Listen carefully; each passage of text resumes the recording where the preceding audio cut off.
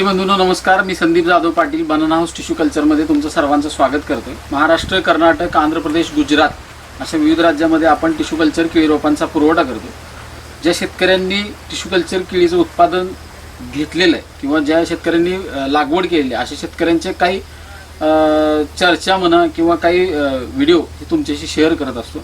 आजचा हा जो बाग आहे तो जळगाव जिल्ह्यातील चाळीसगाव तालुक्यामधील वडगाव लांबे या गावातील शेतकरी आहेत सुनील जामसिंग पाटील.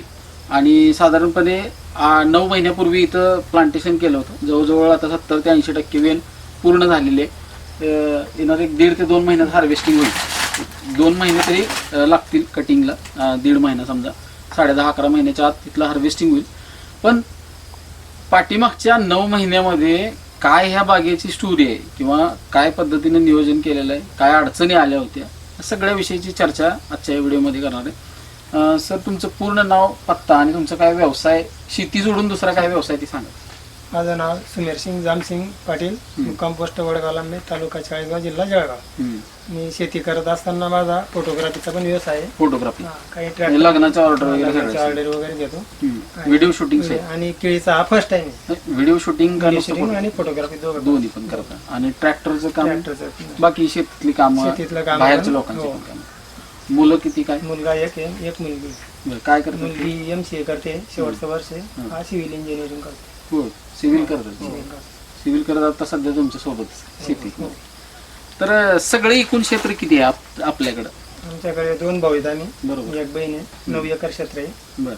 आणि आजच्या दिवशी कुठली पिकं उभा आहेत सध्या शेतामध्ये? 9 एकरामध्ये कुठली विभागणी? आता नवीन कपाशी काढून मका वगैरे लावलेली, कपाशी, कांदे लावले आणि ही केळी. कपाशी, कांदे आणि केळी हे 3च पिकं आहेत तुमची मुख्य. मुख्य पिकं. आणि ह्याला पाणी, एवढ्या 9 एकराला पाण्याचा काय सोर्स आहे? पाणी म्हणजे आम्ही गिरणावर पाईपलाईन करून आणलेली. गिरणा नदी, त्या नदीवर. आणि परत विहिरी 2 आहेत. इथून किती किलोमीटर आहे गिरणा नदी? 7,500 फुटावर पाणी आणलेलं. बापरे. आणि मग आता सध्या आता इथून किती अंतर येऊ? 2,000 फुटावर विहिरीमध्ये टाकलेलं आणि तिथून लिफ्टिंग पाईपलाईन. मग आता उन्हाळ्यात काय परिस्थिती असते इथली? उन्हाळ्यात पाणी कमी होतं, आपल्याला काही अडचण नाही येणार तरी. येत नाही आपल्याला काही यावर्षी काही 9 एकरचं 9 एकर तुमचं असतंच. आता लास्ट गेल्या वर्षी पण काय अडचण आली नव्हती? पाऊस पडला काही अडचण नाही. एक चांगल्या पद्धतीनं पाण्याचा सोर्स आहे शेताला. एक चांगलं जिथं पाणी तिथं चांगल्या पद्धतीनं बागायती करू शकतो अशा पद्धतीनं. आणि सुरुवातीला आता हे जे क्षेत्र आहे ते फक्त केळीचं, ते किती एकरावरती? 1 बिघा आहे, 30 गुंठे. 30 गुंठे. आणि रोपांची लागवड किती त्यामध्ये? 1500. अंतर 5,000. ही जी 30 बिघा किती? 1 बिघा. 1 बिघा म्हणजे 30 गुंठा.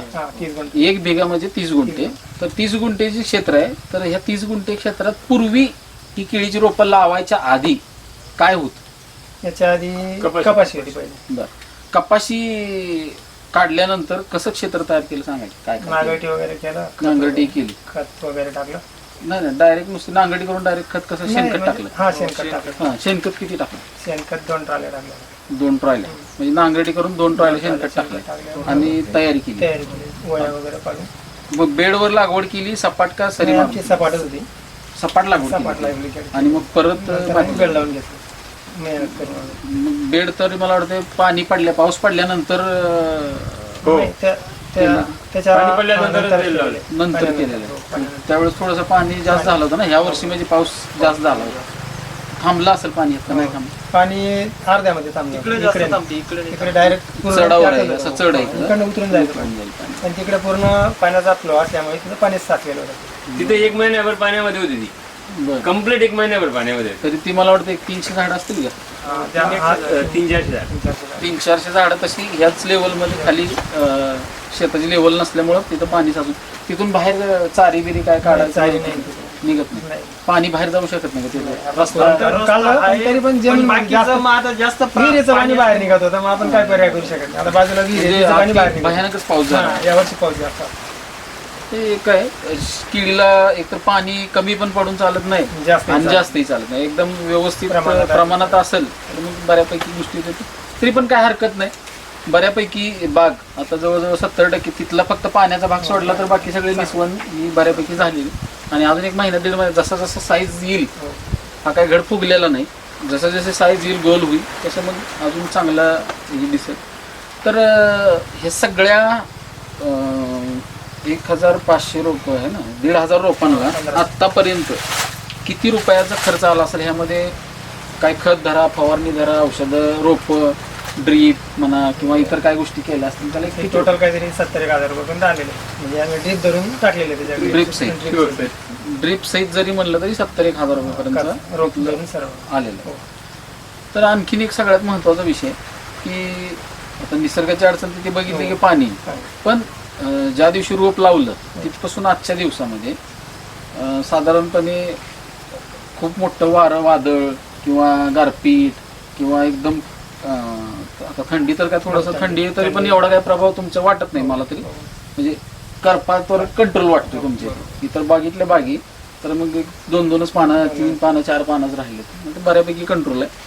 तर त्यातलं एक निसर्गाची मोठी अडचण काय निर्माण झाली? वारा वादळ होता पण काही तशी आपल्याला काही अडचण पडझड नाही झाली. पडझड नाही झाली. हां, आणि लागवड तर टेम्परेचर होती त्यावेळेस मग कसं केलं होतं?